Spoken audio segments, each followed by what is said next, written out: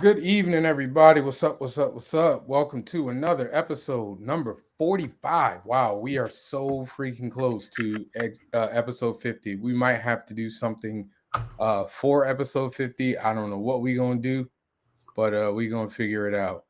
Welcome to a Stoked podcast. My name is Javon Stokes, aka Mr. Opinionated, most opinionated. I've decided that's what I'm going to call myself. Really? Especially after That's today. What we're doing now? Especially after today. If y'all didn't see, well, I'm gonna get into it. But I am Javon Stokes, writer, artist, creator of Heat and Strong. What's up, Danny? And then this to my left is Mr. Jamari Stokes, professional hater. Yes. And educator of young minds. It scares me to death every day. Welcome to a Stoked podcast.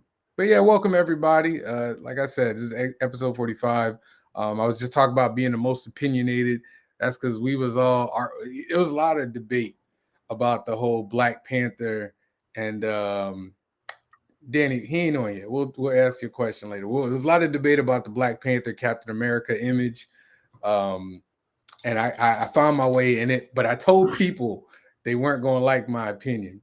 But whatever. Yeah, you'd have to explain this to me because I know nothing. I'm not getting into it. We got guests, man. I you know me. I ain't trying to get all into that. Maybe I'll talk about it on top 5. Maybe I'll talk about it on top 5.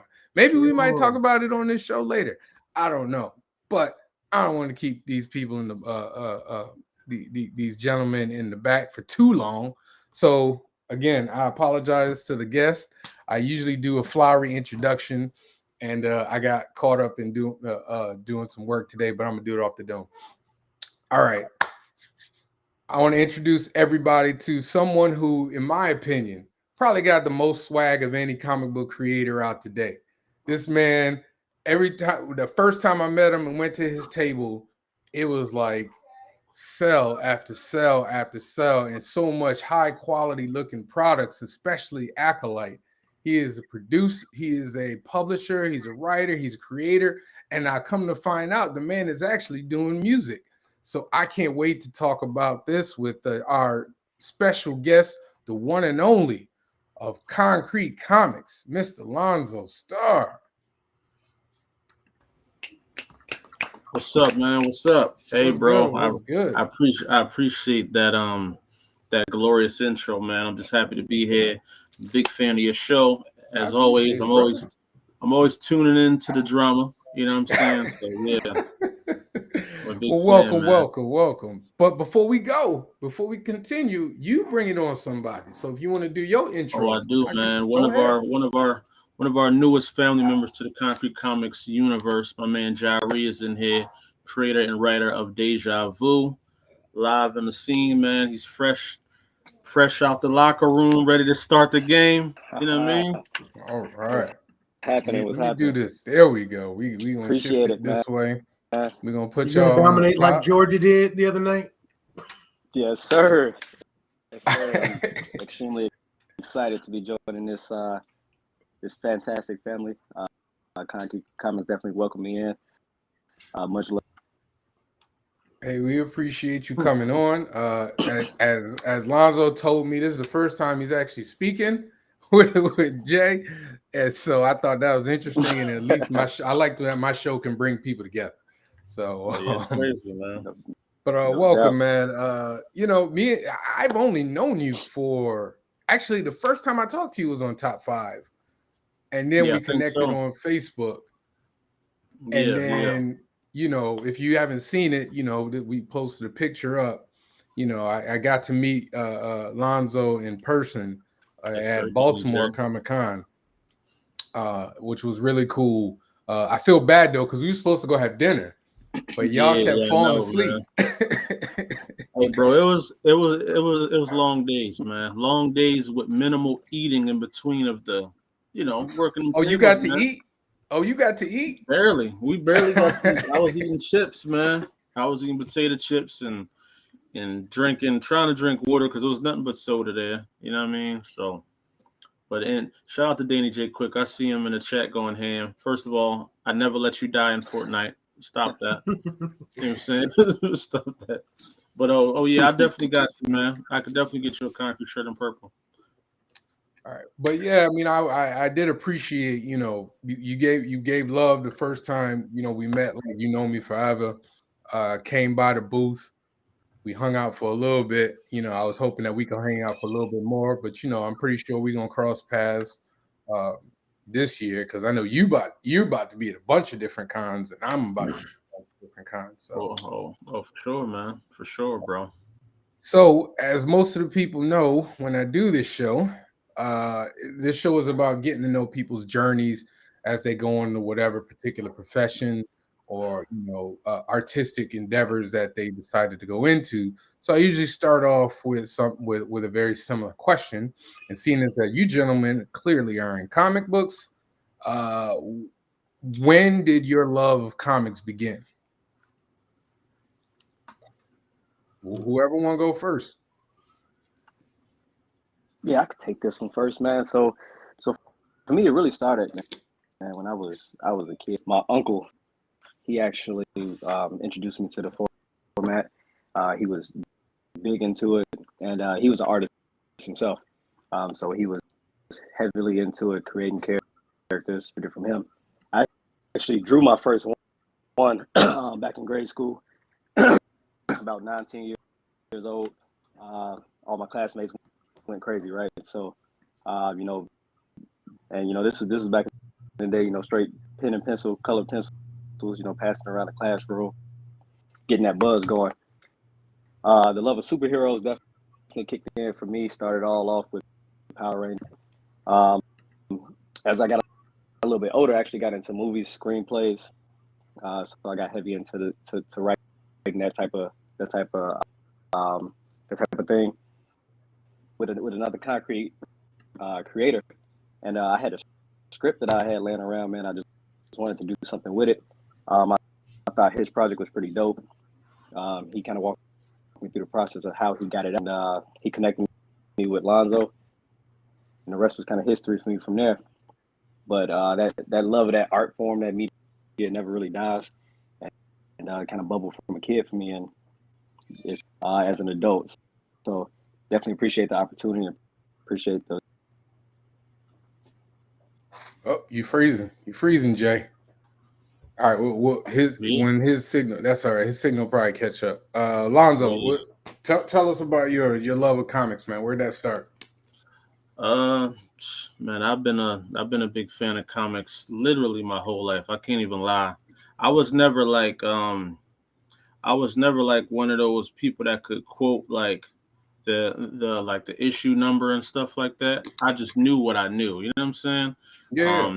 But yeah, now I would say the first superhero to me, and I mean it's kind of funny, but first superhero I was introduced to was like Bruce Lee, probably. You know what I'm saying? I looked at Bruce Lee like a superhero, you know what I mean? And then, it kind of, Kung Fu was kind of the beginning. Like Bruce Lee and Van Damme and all those guys was like the goats to me. And then we started learning more about, watching movies like Big Trouble in Little China and stuff like that. You start seeing like that supernatural superhero type thing.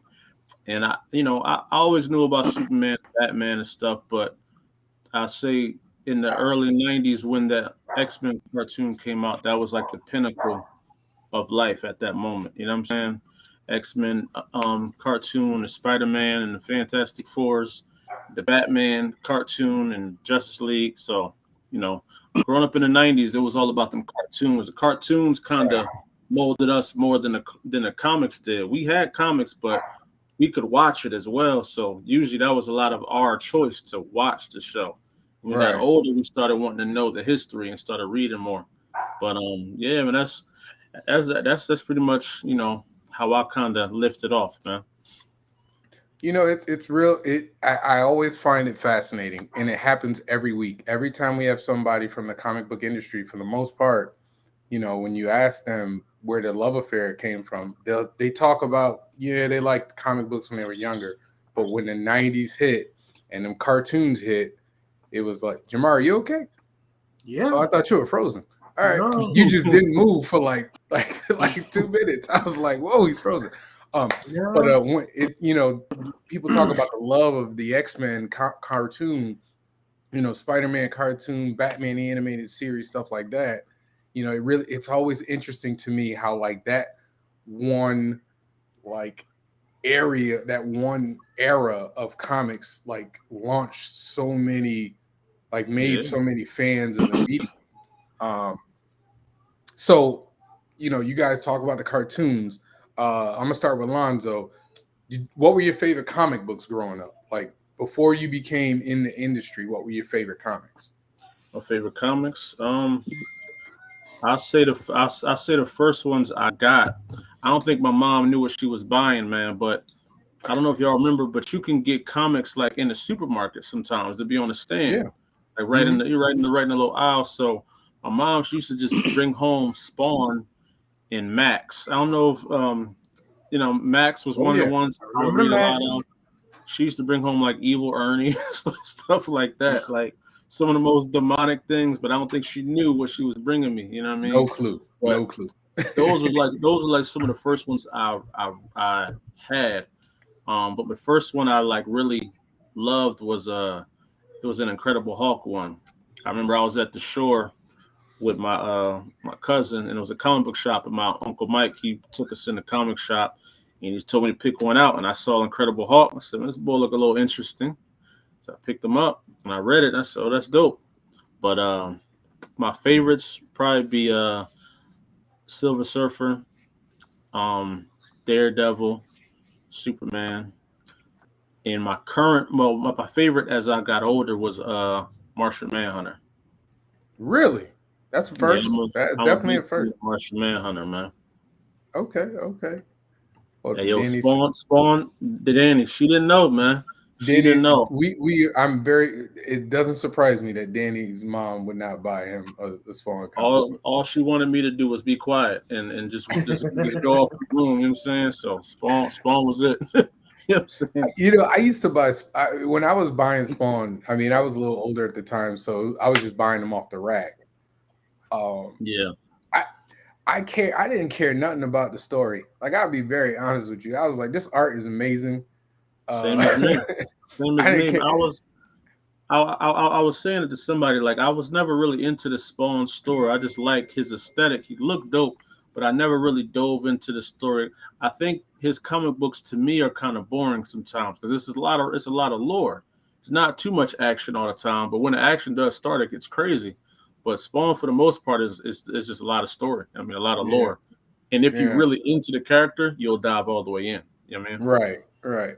Jay, you have any favorite comics growing up? Yeah, man, growing up, one of the first for me, Gambit, like immediately became one of my favorite characters. For some reason, I just thought he was one of the how it set up. Felt like was pretty slick. That was one of the things that struck me. You know, with the cartoons that was out, big into the Batman, big into the first, and then from there, Batman became my guy. Like Batman was my guy pretty much since. Jay, are you using your cell phone? Are you using your cell phone or your laptop? No, you can't hear me. You got the martial arts, you know, when you talk with the mouth, and so you might, if you could do your laptop, you probably easy to do the laptop. Don't worry, we gonna be here, so do what you got to do. Yeah, for sure. Okay, go ahead, Jamari, before I keep going.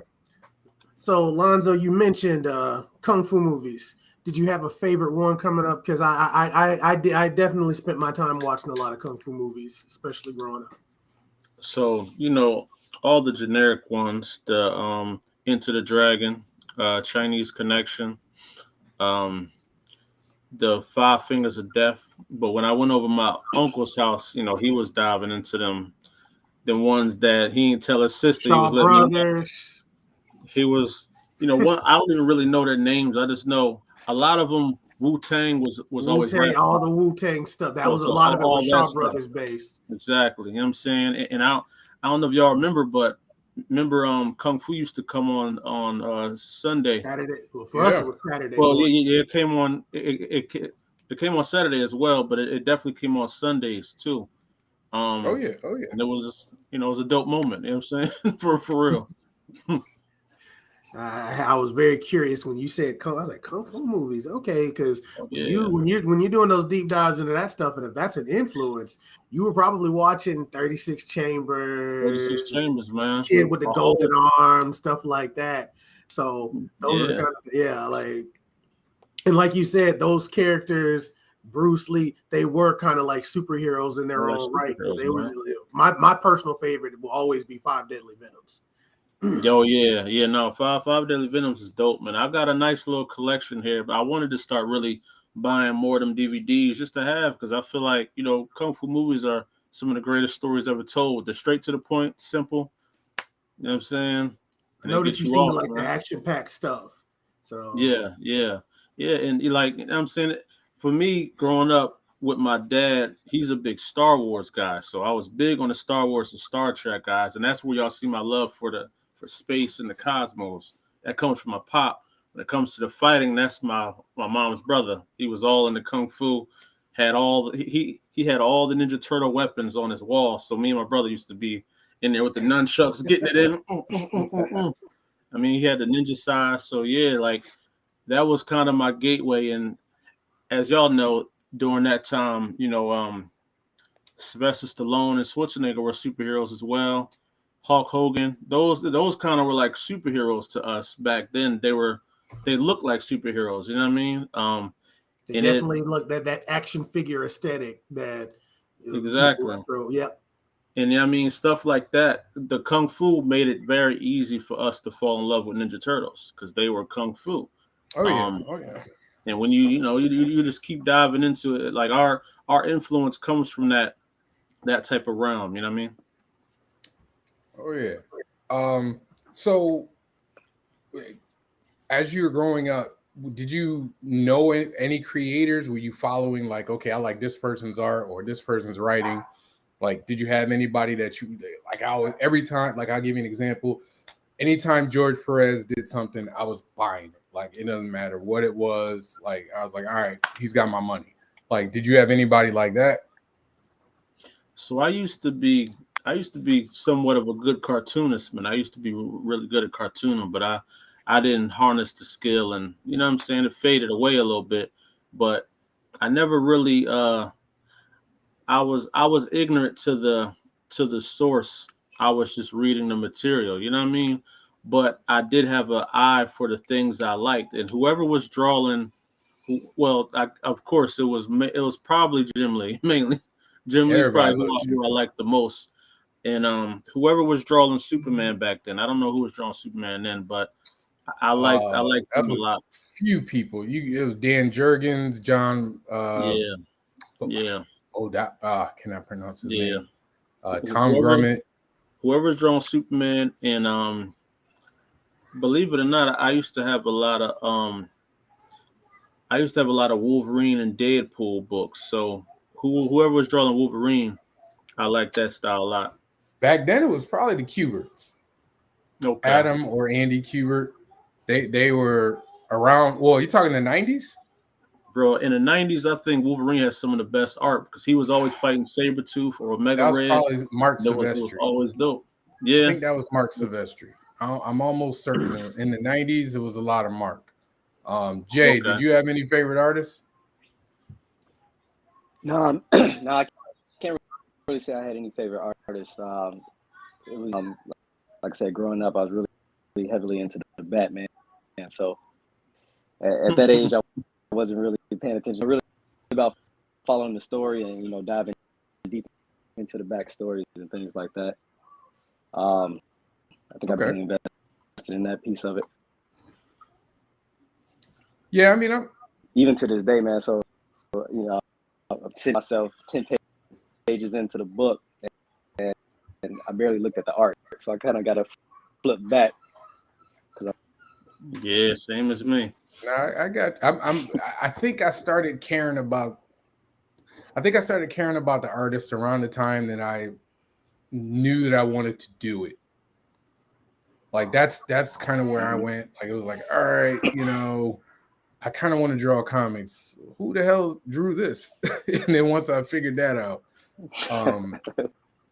so before we get into concrete, right? Because we're gonna talk about Konkret because you know this man doing big things. Lonzo, what was your first like book? Like, how did you get? Let me rephrase it. How did you get from being a fan to a professional? Like, what was your first project? Well, I didn't discover indie comics till about 2017. Yeah, 2017. I ain't know there was regular people like us just doing comics, man. I knew nothing about that.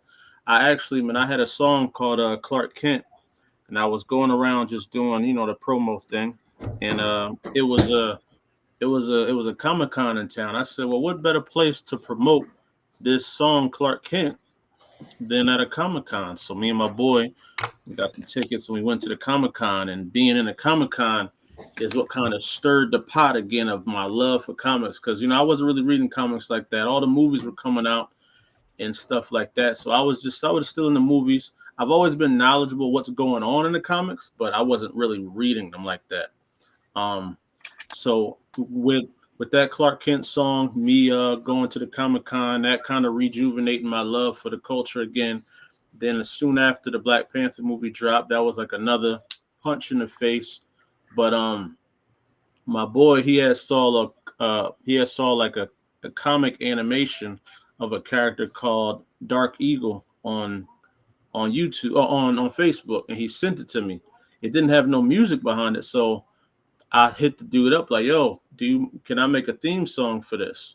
He originally said no. I said, "Listen, bro, I'm not charging you nothing. I just want to do the song." Yeah. So he agreed, and he sent me his script. And when I saw the script, that's when I saw how similar writing a song was to writing a comic book. And that's when like my boom, I said, "Yo, I can make a comic." And right then, I've always thought about Acolyte my whole life, and I just decided to try it out. And the problem with me is, man, when I try stuff, it always somehow turns into a business. Every time. I didn't plan on like having a publishing company. This was never in my plans.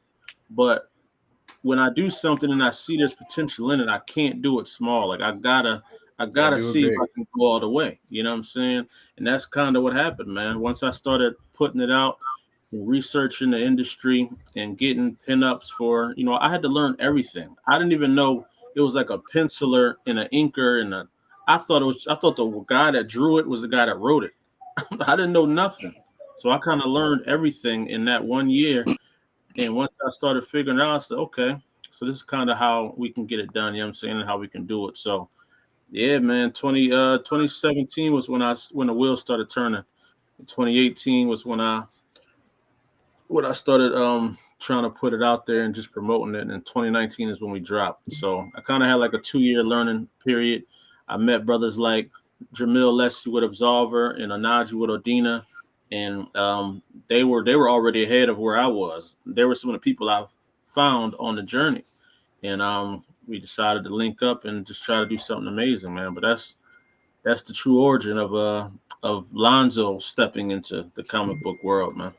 Man, that's amazing, man. I mean, and I do, I appreciate that you made a point to learn the business and learn, the craft, because a lot of people, they don't care, they just kind of feel like press this button. They think, a guy presses a button and the book is made and it's supposed to be easy. Yeah. But I appreciate that, that you learn the business and learn the craft. So let's get into Konkret Comics, man. Now you said your first book was Acolyte. Yeah, my first book, first and only. Oh wait, wrong one. I hate when I push the wrong one. So yeah, I got to tell you, it's a very striking design, man. Like, and it's very, and there's not a this. It's simple. And because it's simple, it's iconic. A lot of people, when they create their characters, they make them, it's all like belts, buckles, busy, and it just looks like, number one, it looks like a pain in the butt to draw. Yeah. But it looks forgettable. And I think people don't understand that many of the best costumes, are memorable because they're simple and they're easy to look at and they're easy to remember. And so when I saw it, like the first time I saw your book, because I didn't even see your book when I met you, when we talked on Facebook, when I started, once I saw you in person, not even that. When I saw it, you were promoting it on Facebook. I was like, wow, man, that's a damn good design. Like I was actually pissed at you because it was so good. I appreciate that, man. Yeah, tell us about how Acolyte came about. The creative process, the creative team on the book. Tell us about Acolyte. Give us the pitch. Let us know. So, Acolyte. Well, I would say this: the basis to his design was based off of me. I kind of wanted to, when I was younger, and I used to draw. Every character I would draw them either as a black man or as myself. Like I was drawing me as Wolverine, me as Superman, me as Spider-Man. I was always the hero in whatever I tried to make. So when I made Acolyte, I just thought about, what stuff that I love and what I would want to look like and what I would want to embody as a superhero, and also how to exaggerate that to make it entertaining. You know what I'm saying? So when it come down, the first thing I knew he was going to have on a hood, because I love wearing hoodies. I always wear hoodies. You know what I mean? And I just thought it was cool, man. Like I feel like when I wear hoodies myself, I feel like I wouldn't say it's like a security blanket. I just feel like I'm in my own zone. You know what I'm saying? And I concentrate. I think well. So, but yeah, that's kind of where the design came from, where the name came from. I used to be an acolyte in church, and acolyte basically we're the ones that we kind of set the table for the pastor to come out. You know what I'm saying? So y'all see us before you see anything. So what better way to start the universe than with the acolyte? You know what I'm saying? But then I just had to put a twist on it and make it relatable to the actual, cosmos, and go to other, intentions on it. And even with the symbol that I got on, see, I mixed a little bit of the church in there, but I molded it into something that you didn't see, which this actually means the universe and how we're all connected at some point into the universe. And that's why he is the supreme. You know what I mean? So yeah, but that's basically, where Acolyte came from, how he was designed. He went through like two different designs. Originally, he was going to be like a street level character, kind of like a Daredevil. Okay. Same and everything, but I was talking to my boy Naeem, who was kind of with me in the beginning to really mold him into what he is. He knows I love the cosmos. He said, "Yo, you might as well just take it up all the way up top, man. How you want it to, bro? Don't dumb yourself down." Because back then I was dumbing myself down. I was thinking like my original plan was to make Acolyte and then sell him to DC Comics. That's where I wanted him at. But me wanting to be independent wouldn't allow that to happen. So once I started thinking of that, and I wanted him to be, as powerful as I saw myself, that's just how I created him, man. All right. Well, before your question, just give a shout out. Who's the artist on Acolyte? So the main artist to Acolyte is my man Bruno Lima. We worked a lot of years for him to really get perfected in Acolyte, and he knows the world. He knows what I like. He knows how I like the hood to be. I don't have to tell him nothing. Even our last issue 5, I didn't even write it as a traditional script. I didn't write like panel 1, he's doing this, panel that. I just wrote an outline, and I let him have free reign of it. And you did the Marvel method where you just like I just did the outline. Yeah, that's called the Marvel method. Like you Yeah. just tell the story and then you let the artist kind of divvy it now, up. And I saw that he's even way more into it now, because now he feels like he's like, I know what you want to do, so I'm gonna draw this, draw that, boom, boom, boom. But all that came from us building a relationship to know each other, and he knows what I like. So now I rarely say nah, change that. You know what I'm saying? So yeah. That's awesome. Go ahead, Jamar. So, what are some of the themes of your comic, and what are some of the conflicts? Those are the key. Those are a lot of times key parts of what makes a good story and a good character. So the biggest doubt for him comes from just him realizing that he's human. He knows he's human. He doesn't look at himself as a god that he's been explained to be, a part of. So self-doubt is one of his main things. He's always second guessing himself. He's always thinking, why me? Am I going to be enough? And through that, you see him conflicting with sometimes he's overconfident, and then other times he's like, he's battling with that. And him battling with that can be his death or our death if he comes across the right villain. You know what I'm saying? So he got to be on top of his game at all times, because he doesn't know how important his existence is for the universe itself. He shares for those who don't know, Acolyte, he shares the DNA with an ancient celestial being, one of the beings that was created during the Big Bang. And that's where his energy, that's where his power comes from. And he shares DNA with that deity. And that deity is training him to be an infinite supreme like they are. But he's like, yo, I'm just a human, man. I'm just a cat from Sapphire City. I love my people back on Earth. Like, why should I care about this whole universe like that? But that's what he's learning to be and learning to become. Okay, that's a good pitch. Oh, hi, Auntie. That's my auntie. Auntie. Auntie. So let's talk about Konkret, man. When the first time I met you in person, I was like, man, this dude got a team. Like, I was kind of jealous. He got like 3-4 people back there, man. And I'm going back to my table with nobody. So I was just like, all right, cool. How big is your team, man? Because, I'm looking and I see quite a few people, quite a few heads with you. Oh, yeah, man. Well, every character you see is another creator behind it, man. So we're just a big family. Like, we're like a record label, man. A bunch of different artists and creators all under one house, man. And we're spread all over. Like my man Jari here, he's in Chicago with Lyle's in Chicago. Onadi's in Atlanta, Jamil's in Florida. Me, I'm up here in Jersey with Danny D. He's right in PA. We got Carla, she's in Maryland. There's a lot of us, man, all over the place, man. We got Dave down in North Carolina. We got Organic Chrissy in North Carolina. I think I'm missing somebody, man.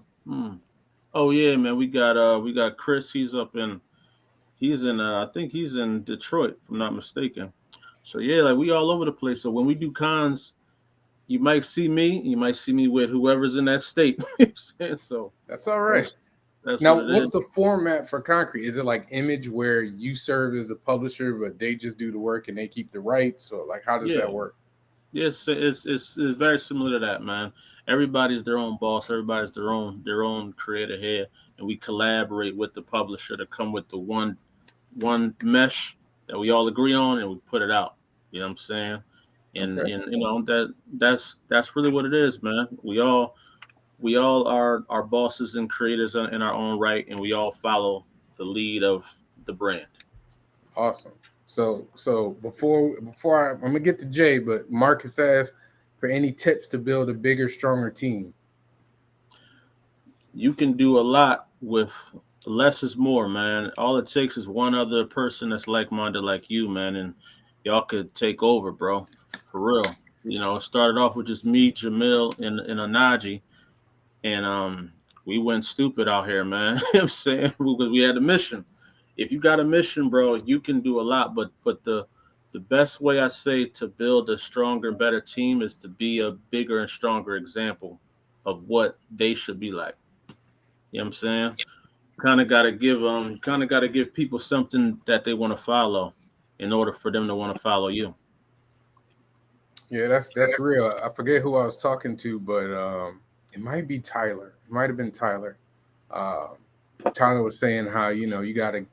I don't know if it was Tyler. Anywho, the person I was talking to was basically saying that if you have a vision, you just gotta make sure your vision is strong enough that other people will want to get behind and feel empowered behind it. So I'm with you right there. Yes, it's facts, man. It takes to be a good leader. You got to be an outstanding follower, man. You know what I'm saying? I follow everybody that I'm with. Everybody you see me with, I follow them at some point. I learn something from them. I'm not around nobody I can't learn nothing from. That's right. That's right. So we're gonna get back into Konkret, but we not gonna keep you now. Your boy now your boy Jay here has a title. Yes, sir. I have the image here somewhere. Do I have it? It's not here, is it? Nope. Ah, don't worry about it. I got you. Tell us about your title, man. Tell us about your upcoming title. Yeah, so my upcoming title is titled so Deja Vu is really just something that I have been cooking on. It goes back to that initial comic that I spoke about earlier that I made back in the day. Go back then, and so a little different path than Brother Lonzo there, where I really wanted to keep it street level. My character is definitely inspired by some of my heroes that really stayed a bit more grounded in reality, and that's one of the things that I wanted to make sure that I ingrained into this character. It's a bit autobiographical in nature. Obviously, I'm not a superhero over the head overnight or anything like that. But some of the real life elements of about my real life and real life events, and that's something that I hold. The overall theme of the story is this organization comes into town, hell bent on power, looking to take over, and pass with our protagonist by the name of Malcolm Crown. Him and his family, very very in the community, very philanthropic in nature. Yeah, there it is. So that cover. Told you I got you. My man. So yeah, looking to wreak havoc. They're really looking to take what they feel like is theirs. I'm delivery as possible here, but they're definitely looking for something in particular, and they need that from Crown and his family. So as he starts to engage with them, he understands how it ties into this organization's history, and some of those things kind of. And now he's faced with this extra responsibility and this sense of responsibility to stop him. Dive heavily into just that burden of responsibility. I feel like that's something, and that's something that we explore pretty deeply. Definitely inspired by some of you'll see some deep storytelling that's intertwined with some pretty combat scenes and things of that nature. So I'm definitely excited about it. I saw a couple from Brother Lau. For those of you who don't know, Lau is the one that I really crossed paths with. He was a tremendous help. Like I said, he opened the door for me. He had the Watchmen out. I ended up getting the Watchmen in hand, and I thought it was dope, and the rest was history from there. So as annoying as he can be from time to time, I definitely appreciate him. Take some brothers like that to kind of reach back and kind of open the door for others. So just want to shout him out. If I don't, I never hit the end of it. So want to get that out there real quick. What's going on with you, Lau? Yeah, Hey, what's up, Lau? Lau is the little brother that I never wanted. You know what I'm saying? Never wanted, man. But he's out here. He's an award-winning writer, man. His first his web series of Watchmen was awarded a Glyph Award last year, man. So shout out to Lau, man. That's dope. Do it. There go the Watchmen right there. If y'all ain't seen it before, Yes, sir. one of many titles by Konkret. Go ahead, Jamari. Go ahead, man. So Jay, something I wanted to go back to. You seem to be pretty heavily inspired by Batman. Is there a favorite Batman story you had? Really for me, back into the comic realm. Once the MCU jumped, that also circled me back around to Batman. And so one of my favorites was definitely the Death in the Family. Okay. Interesting you mentioned that. Yeah, like that. For me, like it connected with me. I was like, man, that's some good storytelling right there. Things that I actually love right now. I got it laying around somewhere, but the new I Am Batman series, taking over the mantle And you know, for me, I got three sons, and that's why this book means a lot to me. To what Lonzo was saying, you know, I see myself in the art, and I want to be able to look out there and see myself as that's one of the things that I appreciated about this new run. I feel like they're doing some pretty dope things. Being, you know, just a black guy in a Batman suit, but like he's really kind of evolving into the Batman. So that's what I appreciated about that run. One of the things that connected with me on Halloween, like, you know, I saw kids of all colors dressed up as T'Challa. Like, yo, like this is why this matters, right? This is why it means something to the community, to us. You know, we love to see that type of thing. So that's what kind of inspired my favorite Batman stories. Definitely family, and then this new I Am Batman running up. Batman storyline. Awesome. Yeah, I mean, I'm with you. I understand that about, you know, wanting to see yourself in characters. Lyle say he's gonna dress up as Deja Vu for Halloween.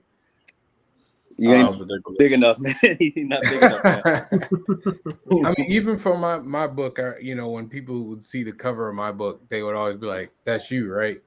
And I would be like, in my mind, I'm like, "Yes," because he's a black guy, he has to be me, right? But no, seriously, I modeled the character after myself, so you know, whatever. Like we've all done it, but there's power in that, you know, and I love seeing, you know, black independent characters get shine. And you know, Lonzo out here, you know, putting shine on everybody's name. Apparently, I mean, we got look at this. We got Absolver, Decimation Earth. Is it Tenok? Yes, sir. Okay. Watchmen, Andy, Starboy, Sister Girls X, Sister Circle X. Excuse me. Yeah, Sister Girl. Acolyte. Is it Odina? So that's Odina and Kandaki. Okay. Yep. And then I saw this one, and I saw the artwork on it was amazing. And I know you had a Kickstarter for it, and I was just like, my Queen goodness. Luna. Yep, Queen Luna right there, man. That I saw that, and I was like, yes. Let me pick up my definitely shout out. Okay. Yeah. Shout out to I'm glad you actually brought that up. So we actually share the same artist. So Ian Sebastian, fantastic artist, man. One of those guys that print and he makes it his own, super collaborative, which is one of the things that I appreciate the most, especially near and dear to you, this type of project. So definitely a fantastic artist. Oh yeah, absolutely. So I want to, you know me, I like talking business. I love talking to business of comic books. He might be my next artist. I don't know, Lyle. Maybe, man. I like talking to business of comics. So the format you guys have at Konkret is you work through Kickstarter, correct? Not necessarily. Kickstarter is more like just pre-orders for us, because our Kickstarters, you always get exclusive covers that you'll never get again. You get on our Kickstarter, but it's basically all our books are always done before the Kickstarter. Kickstarter is just to help us get back to the green line that we invested. Kind of, you know, just help us get our investment back. Once we get that investment back, everything is green light from there. Awesome. You know what I mean? That's beautiful, because you know I know a lot of people lean on it Kickstarter from a financial point of view, as if, you know, it's not for that. But you know, I know I was talking, you know, Brian Lambert, you know, he's been on and he always talks about how, you know, the first Kickstarter, you know, should pay for your second book or something like that. Or your first book should pay for your second book, something like that. So yeah, it's good to hear. Jamar, are you there, or are you going? I'm here. All right, go ahead. So when you what are you usually, what is your how many people are usually in from Konkret when you are at a convention? Is it consistently a large group of artists and creators, or is it kind of vary just depending on who's in the area? So when Javon saw me at Baltimore, that was me, Anaji, and the guy at my table, his name is Otis. He's Mhm. he's a super fan of Concrete, man. I met him online. He's been a super supporter of Concrete. We became friends. We played a video game together, and he's from Baltimore. So Nice. when I said, "Yo, I'm in Baltimore," he said, "Yo, I'll come help out at the table." He came through, and we show love, man. Carla's also from Baltimore too, so she was there in the building. But normally it just depends, man. We all kind of like nobody's forced to do Comic Cons. You know what I mean? If you don't want to do Comic Cons, that's on you. But if I'm doing a Comic Con and you say, "Yo, can I roll?" I'm not gonna say no. You come through. So yeah, it's really just if you want to be out there, you want to be out there. But me and Anaji, we usually link up and go everywhere together, man. He's very motivated, he's very very driven to just be out here and spread the knowledge of his comics, man. So whenever he see a con, he asks me if I want to go, and likewise, I say, So, "Yo, I'm doing something up in New York. You free?" If he's free, he's coming through. how many do you usually do? Do you get generally? How many do you do in a year? Last year, I think I did. Well, the smaller cons, I don't really count them. Those like 1 day pop up things that you just stumble upon. But if we talking about big cons, I think I did about 6 or 7. Okay. And most of the time when I con, it's from spring to like the fall. Hmm. I usually don't do anything January through March. It usually starts April when I start going out there again. Is there a reason why? I guess we doing a lot of business, a lot of setup for the rest of the year. In the beginning of the year, doing these interviews, going online, setting up Kickstarters, doing that stuff. So by the time I feel settled in the year, now I'm going outside. You know what I mean? Hmm. So I mean, yeah. con season usually is busy around that time anyway. I mean, from like Right. April, from like April Yep. to October. It's usually around April to October is when Yeah. it's heaviest. I know, Oh yeah. For sure. we were just talking offline. I'm trying to do Garden State, uh, Atlanta Comic Yeah. Con. I wanted to do Cleveland. What choice when you're choosing a con? Which is it? Just whatever you feel, or do you go by? I heard it was hot from this person. How do you determine which con you do? For me personally, it may be different than the other people on the team, but for me, I look at the sales sometimes. I look where people coming from. Like, oh, there's a lot of people in Baltimore, man. We might as well go out there. And we go to Baltimore, and there's a lot of fans out there, man. A lot of people coming up to the table. So I kind of base it off that. I base it off of IG. I make posts. Hey, which city y'all want to see us come to? People be like, hey, y'all coming to y'all coming out to Cali? I did a book signing out there. A lot of people came out, showed love, man. So yeah, I kind of base it off of those things. So you've been to the Yeah, West Coast. You've done this on the West Coast. I've only did Cali, but I have been invited to. There's one in Green Bay that I was invited to, and one in Vegas. So I'm gonna try to do that, but I Try. really You gonna try to I do have. Vegas? Hey, you better I'm do gonna try Vegas. to. Out, Hey, you man. better do Vegas. I take it from you. Give me that tape. I want to. I want to, man, but I feel like there's so much I haven't done in Philadelphia yet, man. You know what I'm saying? I really want to master the East Coast because like y'all know, it's so much we have here on the East Coast, all the way up from New Yeah. England down to Atlanta. We got like 7 major cities. That could be your whole year right there. Oh yeah. Just staying on the East Coast could be your whole year. That is my whole Going year, really. going from top to bottom, ending down in Florida. You know what I mean? And I haven't even made it to Florida yet. Yeah, I haven't gone to Florida yet either, but Florida got some of the best cons I heard too. Yeah, so. I know there's one in Miami that I was trying to do last year. I usually try to do places where I have to drive to or where Okay. the flight is affordable.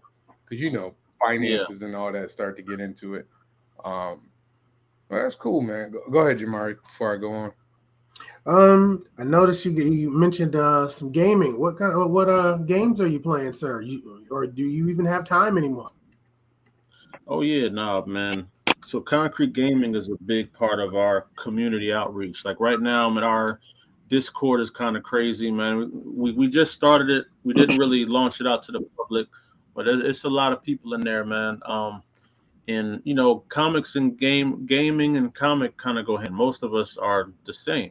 So I've always been I've been a PlayStation guy. I'm saying I'm a PlayStation man, and we play. Well, we just got coerced into Fortnite, and now that's became like life now. But Fortnite, we play like Marvel's Avengers, DC Universe. We about to play Ghost of Tsushima on squads. Ooh. So like, yeah, man, we're kind of all over the place. And shout out Midnight Comics, man. He's like my partner in the gaming world. Like he does a whole gaming community. He's the guy when it comes to like understanding how to mold it together. So shout out to Midnight Comics, man. That's my brother right there. And yeah, man. Like Concrete Gaming is probably one of my favorite things because it's like therapy outside of work. You know what I'm saying? So That's good to know. I hate y'all artists. I of the two of us, I am the gamer. Ah. I got time. That you can see the Yeah, PlayStation in the no. background. So Oh yeah, man. No, I man, got time, man. I got to draw, dude. I can I'll tell y'all understand one thing. Just in 2K. So just put that out there. If you got 5, let me know. Oh, you 2K? I fully admit I've Listen. never been great at that. I was always a fighting game player, and I used to play. I like Madden. I was into Madden. I was all right at Madden. Yeah. I wasn't great. Oh no, I was good in Madden. I ain't gonna lie, man. I stopped playing 2K when it started. Like I understand the my player, but I like just picking a team and busting you down with that. I don't wanna have to build a player where you can barely play defense on them because they're just shooting from half court. It's like it don't make sense. And then I'm not gonna spend a year building up a character just to have to start over. Have to do it all over again. I'm not doing that, man. You know what I'm saying? I ain't got time for that. So that's what I got time I don't brag about much. Yeah, we like that in 2K. I hate you writers and you're being able to play video games because you only got to write. I hate you. So are you doing Concrete full time, or do you still have to do it in your 9 to 5? I would say it's almost. I probably do this more than my 95. I do this 24/7. You know what I'm saying? It never ends because I'm a publisher, but I'm also a writer. So right, I have to. Most of my time, I barely have time to write. So most of my time goes to the publishing side and just making sure our universe stays as full and entertaining as it is. And then I'm a husband. I got kids and stuff. So that's the number one job first. You know what I'm saying? And then yeah, man, like I think Concrete is a full time, man. It's 24/7. I do take days off now. You know what I'm saying? I've gotten better. I take like I think I take like Saturdays and Sundays off, I believe. I'll do interviews those days, but I ain't answering no calls. I don't do none of that. Yeah, I picked Saturday as my day. Saturday was like, I'm not gonna do anything on this day. On Sundays during football season, that's my days off. Football season's all over, then I get back to work. Yeah.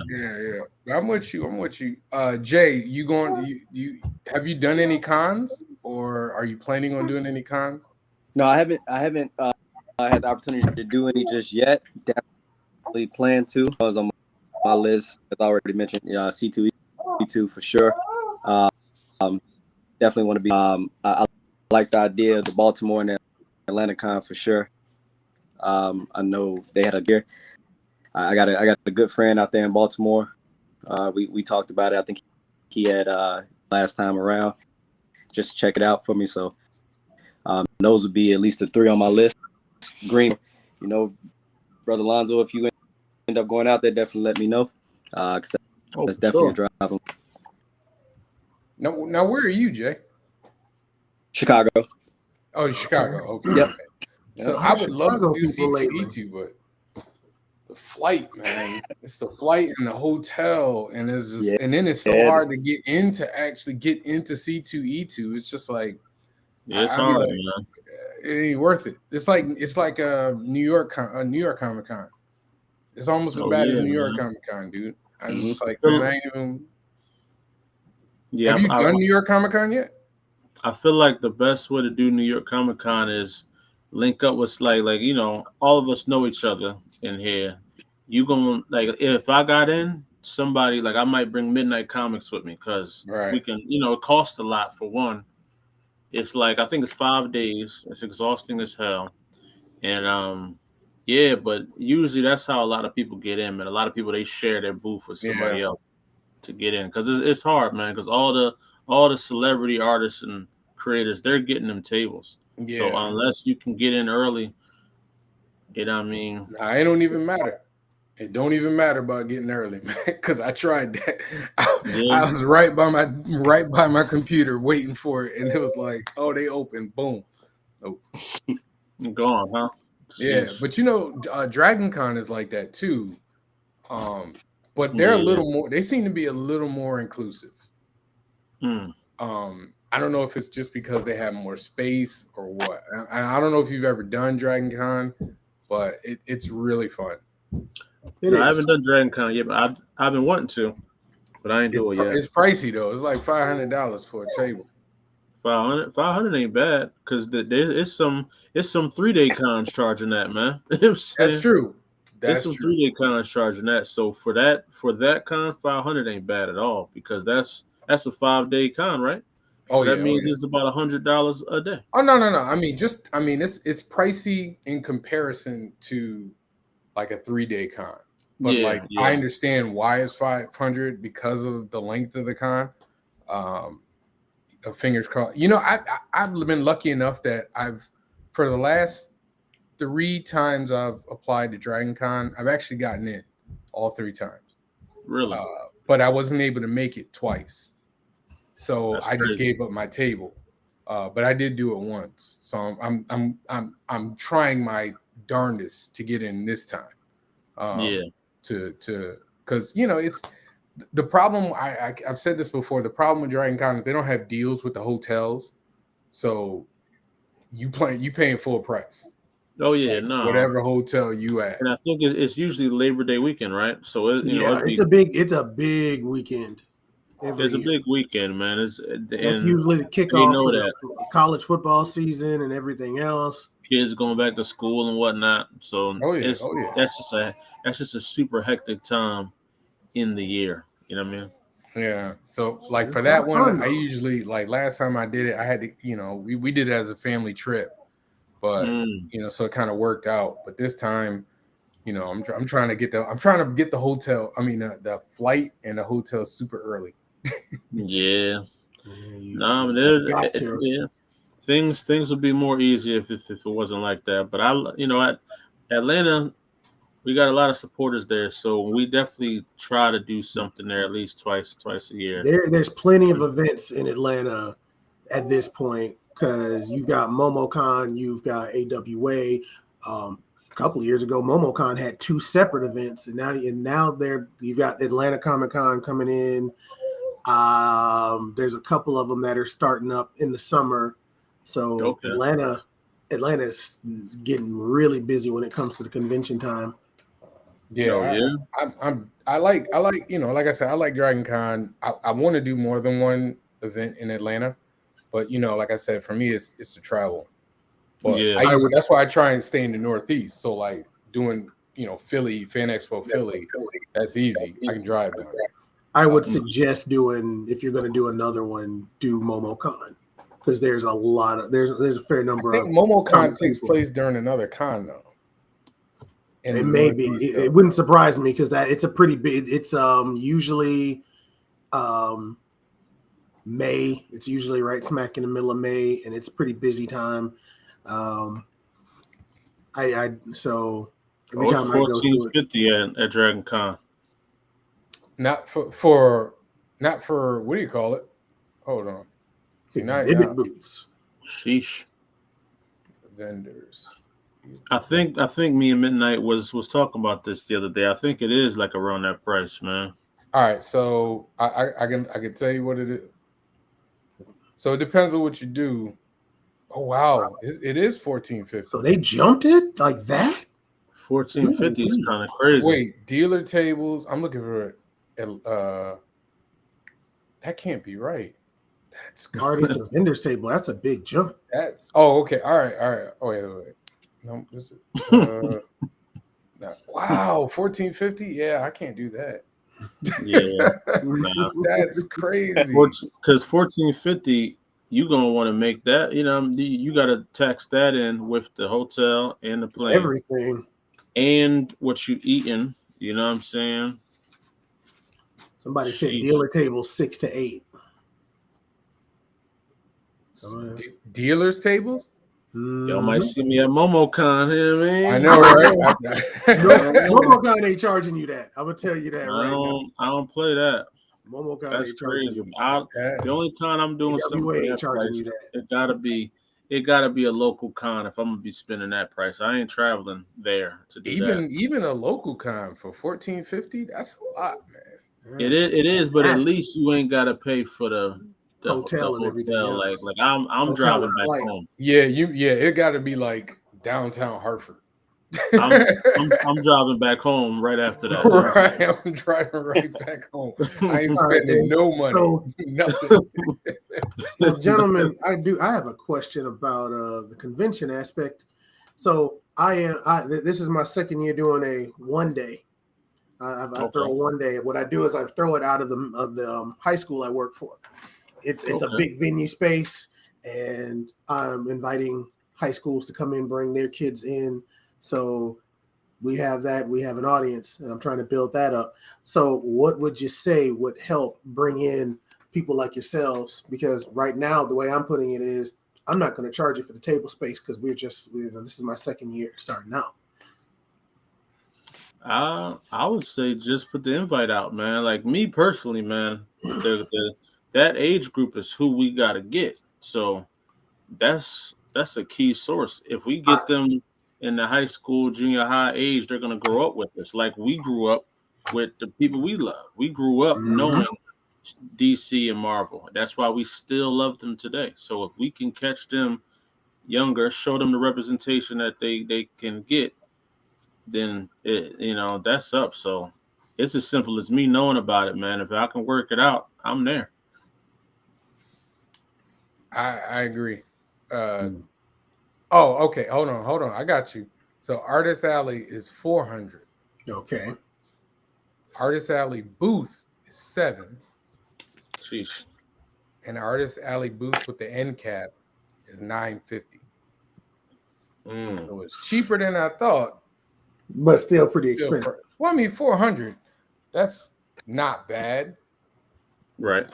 It's not great, but I mean, considering how much you're paying for the hotel, and everything. Hotel, plane, flight, you got to eat. I don't know if you got to get an Airbnb every day to get there. Yeah, so Lord. I don't know. It's downtown Atlanta, so either if you can't get into the hotel, you're gonna have to Airbnb it because it's. I'm pretty sure you can't get into a hotel right now. Hotels really hard. The hotels do raffles for that weekend. Yeah, they open it real quick. But as for your question, Jamar, I agree with them. Like, if people come, like, comic book artists, I can't speak for Lonzo and I can't speak for Jay, but I know for myself, I'm always looking for shows to do. Like small, even the 1 day, 2 day ones, just because, I like doing a 1 day one. If you're lucky, I've done 1 day shows, and I've always tell people, I have open disclosure on this. I'll do a 1 day show and get like $800 in one show, and do like 50, 60 books, like on 1 day shows. Those 1 day shows for us help supplement our income to be able to do the bigger shows. You know what I'm saying? Like if you do the math, if I do like one big show, right? Free Comic Book Day is where it's at. Yeah, absolutely. I do a show on Free Comic Book Day all the time.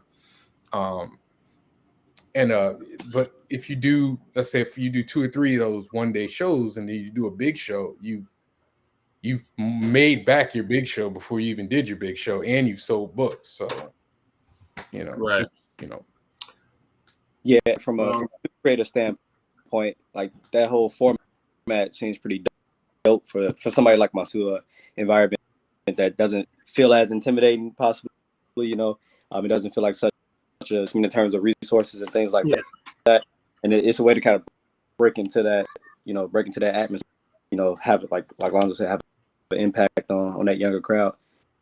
So that's what I'm trying to do is build that up. We start. I just said last year, a couple of years before, I took my group to a convention, and for most of those kids I dealt with, that's the first convention they ever went to. And then COVID happened, and so I got the idea of like, why don't I bring that atmosphere to them? And we just did a small thing. It came out. It worked out. We had some people come in from the other schools as well. And now I'm trying to expand it out because, like you said, I want to put people like you all in front of the kids I deal with because I'm dealing with predominantly Black kids population. So I've got my artistic kids. We're taking them down to SCAD where Javon came from, showing them that they can follow that dream if they so choose to. It's just that I want to put people in front of them so that they understand that yes, it's something you can do, but you're going to have to put the work in as well, and let them have some fun. Oh yeah, no, man. I think it's dope, man. Those are always the best impacts, man. At these cons is when you do see a parent with their kids and their kids are just their eyes are wide open, like, yo, this is dope. You made this? You're the creator? This is a new character? And the kids want it, man. And those are like the dopest feelings, man. I'm not even gonna lie. You know what I'm saying? Seeing kids loving something that you do is really dope. Because they're the hardest ones to impress. You know what I'm saying? Absolutely. Especially because the younger generation, and we were talking about this previously on that round table show, previous generation is kind of falling in love with anime. And right. So they can be, believe it or not, they're a bit jaded with superheroes. So if you can get them to be a fan, yeah, that's what I'm dealing with. It's my club started out with just anime club, but we've expanded it since then. And so these kids I'm trying to keep comics in the classroom so that they know they can see these people and they're like, oh, who's this? I've got Javon's in there. Got a couple other people I bought. And that way I can show them that these creators exist. These people are making the stuff that they want, that they see people like them in comics. I think that's dope, man. You know what you should do, man, for your kids so that they can kind of be introduced to them? Create like a Dropbox that we all creators can drop a book in there. They can have free access to it and read what they want. Then by the time we come down there, they're like, yo, you wrote that, you wrote such and such. Then now, you're giving them an alternative. It'll be free for them to read. And then they can come when they see us, they can get the extra books, see what they like. They could ask us questions, but they'll already be familiar with us. You know what I'm saying? That actually is a good idea. I can keep that around for that sort of thing because I do, like I said, I got physical copies, but that wouldn't be a bad idea. I can share that around. I can show that to. Oh yeah, that works out. Well, yeah, for sure, man. I'll be down to throw some books up in there, brother. I throw one in. So I want to veer away from comics for a minute because, like I said, I didn't know that you was doing music. Oh yeah. I didn't know that Konkret started out in music. So what kind of music you doing? Because I was trying to find it. So my name is Tunes. Well, Tunesball. It was my neighborhood name, Tunesball. So if you look that up, you'll see more of my music. But Lonzo Star was when I started rebranding into who I am now. But man. I've been a music producer for most of my life. So I was a music producer, but I'm a rapper as well. Okay. Okay. I mean, I would say more of a songwriter, but yeah, I'm gonna have a little fun out here, man. You know what I'm saying? That's all right. But That's all right. But see, I had to choose between the two, because I can't go hard in both at the same time. I had to choose which one was going to be the better outcome when I started getting into comics, and I chose comics.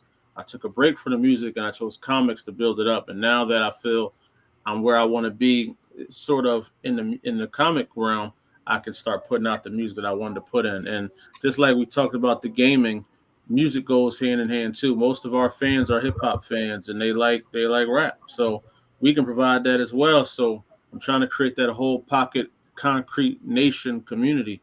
We got the gaming, we got the books, we got the clothing. Now we got the music for y'all too. And I'm gonna start signing our artists again, producing some and do stuff like that, man. So we're just gonna, I really just want to create my own village, man. I'm not, I never wanted to be famous or nothing like that. I just want to be around people that love me. That's it. No, That's it. Lonzo want to be a boss, yo. He want to be trying to be the boss. I don't even like that So, word boss, man. I just like seeing things run, bro. That's it. I feel you. That's all I like, I man. feel you. that's a good one. That's it. No, I mean You I know what I mean? understand that creative desire to just man, I want to do this. Let me do this. Like I want to do Mm-hmm. this. Let me do this. I mean most people don't know. When I was younger, I like writing songs. I haven't done it in years, but I like writing. I like writing the lyrics. Like I can't do music, but if you give me a beat, Yeah. I can write lyrics to it. And I started doing that for a little bit in my 20s, and Oh then yeah. and I was doing the singing on it, and then I was Oh like, man. I had to make a choice because I was around that time that I was trying to decide. All right, am I like you? Am I going to do this comic book thing or am I going to do this music Yeah. thing? Had And had to you know, decide, man. Because yeah, you can't. It's hard to do both, man. Just like you, it's probably hard to be an artist and a writer. I'm sure. actually, I don't think it's that hard. And I'm going to tell you No. why. Because I I said this before. Like I half write my scripts. Hmm. So like you could do panel one, panel two, panel three, panel four. So Yeah. I do that. Like I'll write it out. I won't write any dialogue really, but I'll kind of write out the panels, and then Hmm. I'm gonna be like, I'm done. And then I pick up a pencil and paper to start layouts, and I Yeah. might look and I might have like 4 panels on it. Let's say I had like 5 panels on it. Okay, Okay. and then I'll be like, no, this can be 3 panels. And so my brain would just rearrange it well, so it becomes one big creative process. And then Mm. once I finish the art, then I come back and I do the lettering, but the lettering is me writing the dialogue. Okay. Yeah. You know what I mean? So there are all kinds of shortcuts that make it easier to write. Like it neither is hard because I enjoy it. To me, the hard part about all this is marketing. Oh yeah. And see, I think that's what helped me with getting into the comic realm, coming from the music realm. I was already hell bent on marketing and promotion and branding. So, comic books is easier than music is, because music, you kind of got to convince somebody why should they believe in you, because you listen to the people you believe in, and Right. you feel like their story either inspires you, or you want to be them, or it's something about this person why you want to listen to them. Whereas with comic books, if I show you something that looks cool and you like comic books, you're gonna give it a chance. It's no, I don't have to really convince you. I just gotta show you. Like, yo, check this out. You be like, yo, that's dope. What's it about? If you like what I say, you're probably gonna buy it. Yeah. In music, you really gotta sit there and listen and be like, now they judging how your voice sounds, they judging how your flow is. What are you talking about? Are your lyrics good enough for me to skip to the next track? So it's Right. so much more goes into music and how you capture somebody. When you come from that type of environment, comic books, it's kind of easy, man. Well, for me, I'm not talking about like selling. Like you saw me, I can sell. Like if, Yeah, if I'm yeah, at a con, selling is easy. Like, I got my pitch down, I know what I'm saying, blah, blah, blah, blah. But yeah, like online promotion and social media and all of that other stuff, like that's hard for me because it takes time away from the creative part. right, right. You No, know, I like I definitely have get that. to dedicate like I have to usually I dedicate like 10 a.m. to like 11, like 9 a.m. to 10 a.m. I'm like, all right, this is where I'm going on Facebook and do blah blah blah blah, and then I gotta put it away and then go work on the creative part. So like that part to me, like I know it's easier, like you know, like Danny Quick. Danny loves social media, He so loves it, he man. enjoys it. I don't Yeah, enjoy doing that. Like I don't do TikTok or none of that. I need to start doing it. yeah, You know, I'm yeah. terrible at it. But No, I ain't gonna lie. I hate social media as well. Like surprisingly, y'all you see me on it, but I rarely ever scroll. I'm usually on it just to do what I do, and then right, I'm back off of it. But right. like when it comes to marketing, I don't really spend too much time on it at all. It may look like I do, but I don't because I usually plan the night before. And the night Oh, before, okay. I know, and I usually promote in between the 6 a.m. to like 8 a.m. realm so it can flow throughout the day. Or usually during the day, you're just seeing me repost what I already posted. You know what I'm saying? Okay. Do you So, have but yeah, somebody dedicated to social media or marketing, or is it just you? now everything you see is well, for concrete. Yeah, it's just me.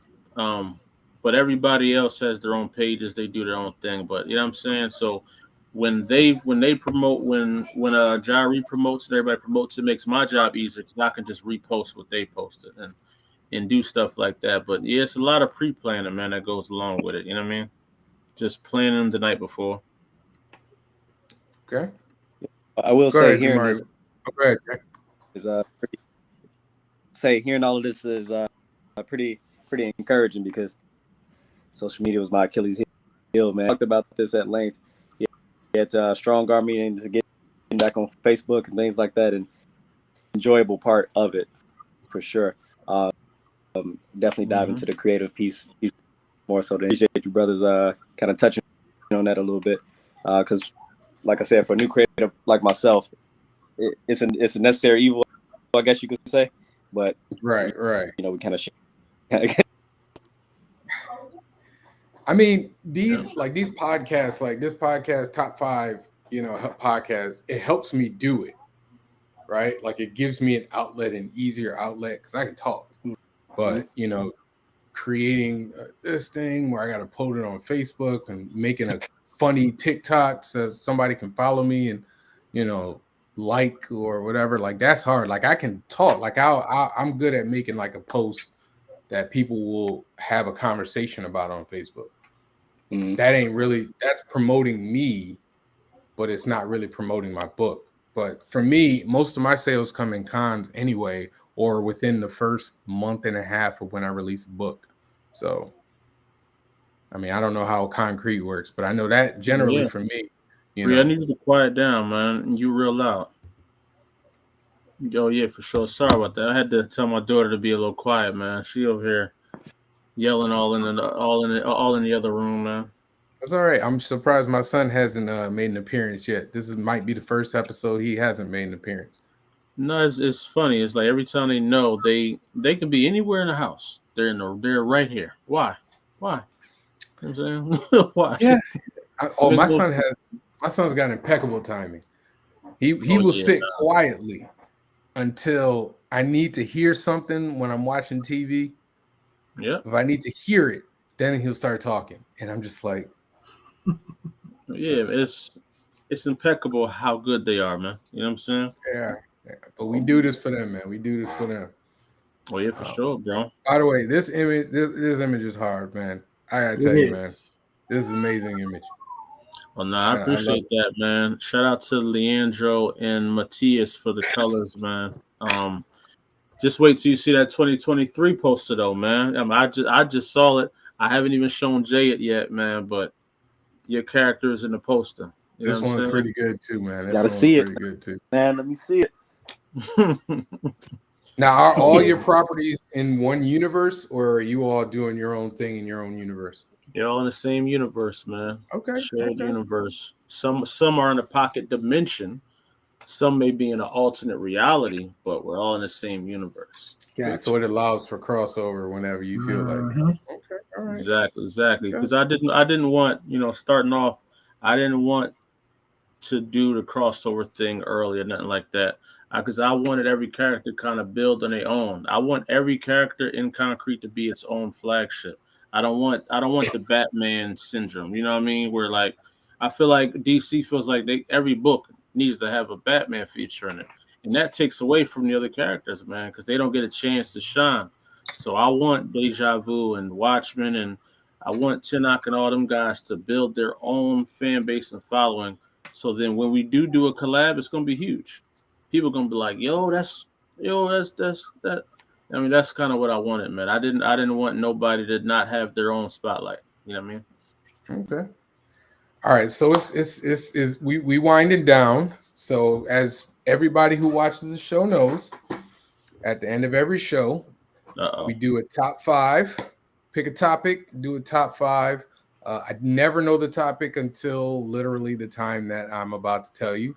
So I can't even cheat for myself. This is not an argument. Top 5. This is not top 5. Me, Danny, and Morgan, where we got to kill each other. This is very, this is conversational. So you guys said that a lot of the stuff that got you into comics was around the 90s and the cartoons. So we've done this top 5 before, and mine is probably going to change again. But that's okay, cool. We're going to do it again.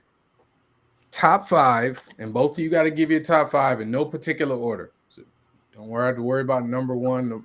Just tell us your top 5 favorite 90s cartoons.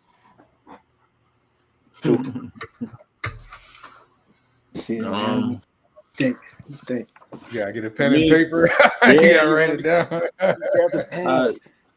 So Lonzo, you going from the dome? All right, go ahead, man. Oh yeah, I can go from the DZ with it, man. Go ahead, man. I got SWAT Cats in there. Okay. I got Bobby's World. You know what I mean? I love Bobby's World. I love Bobby. Bobby's World. That was a good pickup. Huh? That's a good one. That's a good one. Yeah, Bobby's World, SWAT Cats. I like them random ones, man. Well, obviously X-Men is in there. I'm trying to stay away from the superheroes. I was trying to dig. That's okay, dude. Whatever you want to do, man. You know but I gotta throw X-Men in there. That's like ridiculous not to. I say Freakazoid. I don't think this cartoon would be able to survive in this world right now, but definitely I was a big Johnny Bravo fan too. You know what I'm saying? That that's an interesting way to look at it. I don't think the people. I don't think he would he would be accepted with the Johnny getting canceled. Johnny getting canceled. Whole lot of toxic masculinity. Hashtag cancel Johnny Bravo. I know, man. Jay, you ready? Yeah. So I got sure. We'll get the superhero joints out the way quick. Batman animated series for sure. Spider-Man around that time, definitely big into that. But then I go into like Hey Arnold. Like for me, was definitely up there. My number 1. I'm trying to round out my 5, but my like Rugrats for me was Rugrats. Yeah. All right, that's one more. That was my joint. Yo, Bobby's World was definitely one of my hands down favorite. I don't want to. Bobby's World's underrated. It's very underrated, man. A lot of people forgot about Bobby's World, man. Oh, I didn't forget about Bobby's World. That was there. All right. You know what? Wait. Would I be able to change one? Doug is in my top, man. Doug is fire. Who you taking out though? Who you taking out? I take out Freakazoid. Okay. Doug. Okay. Jay, was that your 5? Yeah. So for me, like I want to sneak Cousin Skeeter in there. I know it's not full blown in that same.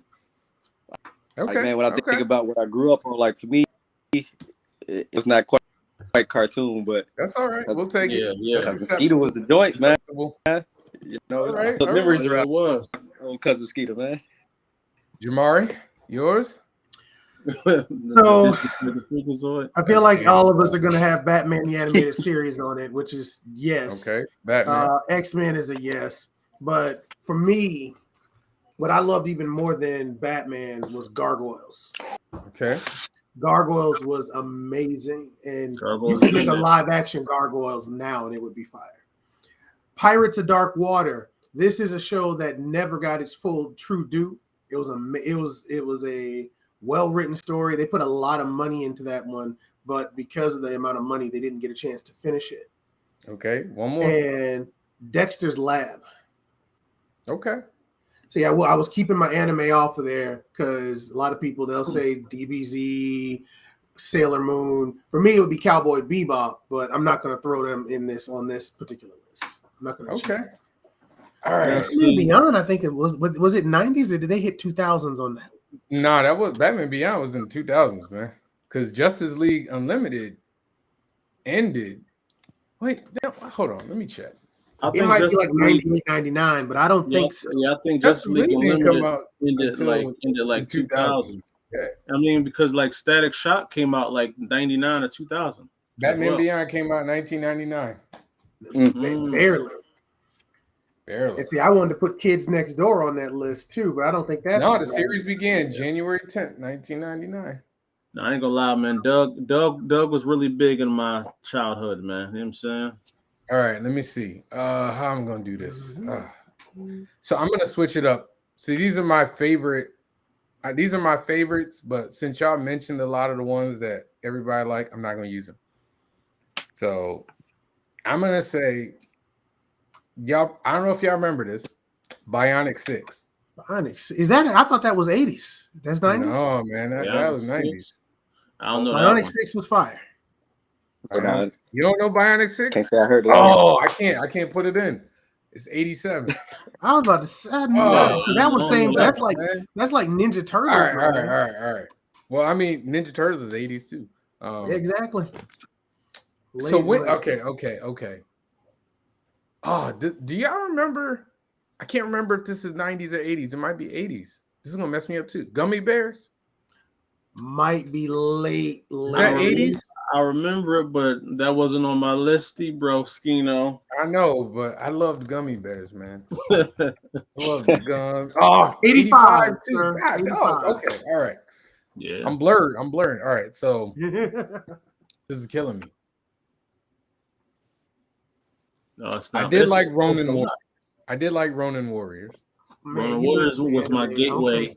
Ronin Warriors was my gateway into anime. I would say the same for me too. I'm not a big anime guy, but that's kind of where I was introduced to it. I'll say Pirates of Dark Water. I honestly, that Beast Wars and all that stuff that came out like after I kind of stopped watching cartoons. Believe it or not.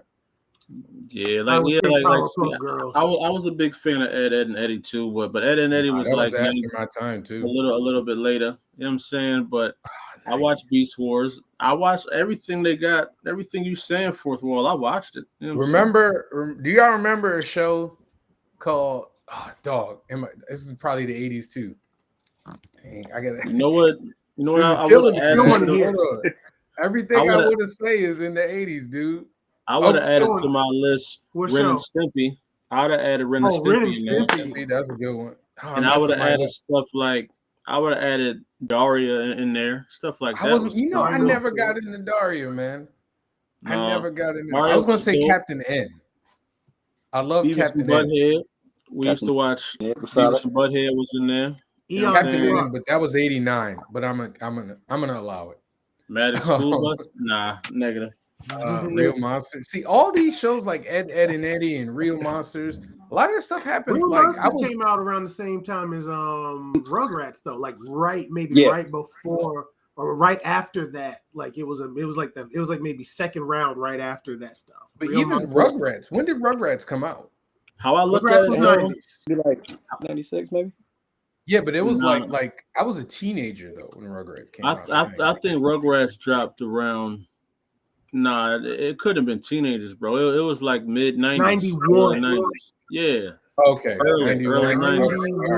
Early 90s. I feel like back then, I could say Rugrats. Then. I feel like back then I was more of I was a Nickelodeon boy, and then I was a Cartoon Network boy. So I didn't really watch nothing that was on Disney like that. I watched Fox I watched them Jones, but Oh, I didn't really watch Disney at all. Ren and You know not Ren and Stimpy, Angry Beavers? Chippendale was Chippendales fine. Rescue. Chippendale was lit. Big Okay, Chippendales which Rescue. was the better Disney show from that? Because there's like a solid 4 shows. I mean, Disney I like had that. Tailspin. Tailspin was one of my favorite Tailspin shows, was man. nice. Yeah, Darkwing Oh, Duck. Darkwing Duck. Darkwing Duck I put on Yeah. my list. Animaniacs, that was a good one. Animaniacs was lit. Animaniacs was lit. But the thing is about like the Hey, Cartoon Pinky and the Network. Brain? Pinky and the Brain. Pinky Yeah, and the I Brain didn't watch was the lit. show Pinky and the Brain though. Really? I watched Animaniacs, but like Pinky and the Brain the show actual was show Pinky and the Brain. I ridiculous. think I don't know when that came out, but I feel like that once again there was a time where I kind of like Fell off. like I well, wasn't like watching Pinky, cartoons all that much. Pinky and the Brain and Freakazoid, they came on the same block. It was like one would come after the other. Yep. So, and it would come on right after 95, school. yeah. So it came Like- out, I was like- 95. I was like 14, 15 at that time. I was kind of migrating away. No. I was born in 85, so that 95 I was only 10. So Right. you know what I mean, I was watching a lot of that stuff at that time. I was getting it in, you know what I mean? Yeah, I mean, like I think Yeah, so that what's that? that was all me right there. Oh yeah. Even SpongeBob, man, to my heart, man. Yeah, that No, I miss Sponge- that. People don't realize Sponge- how long SpongeBob been around. SpongeBob's been around Yeah. for a long beyond time. my SpongeBob is after my time. I forever. never yeah, got man. into it. I've watched episodes because I got a small child. I've had nieces and nephews and all that who watch Yeah. SpongeBob, and I be sitting there like, this is the dumbest thing I've ever watched. I can't even watch it. Like it don't make no sense. I'm like, this is a waste of my time. But hey, if y'all like it, everybody keep telling me you got to be either a child or high to watch it. I'm not a child and I don't get high. So Yeah, I only really watched it when I was with my younger, my cousins and my children. But I've caught myself sometimes just like, oh, that's kind of funny, man. I ain't gonna lie.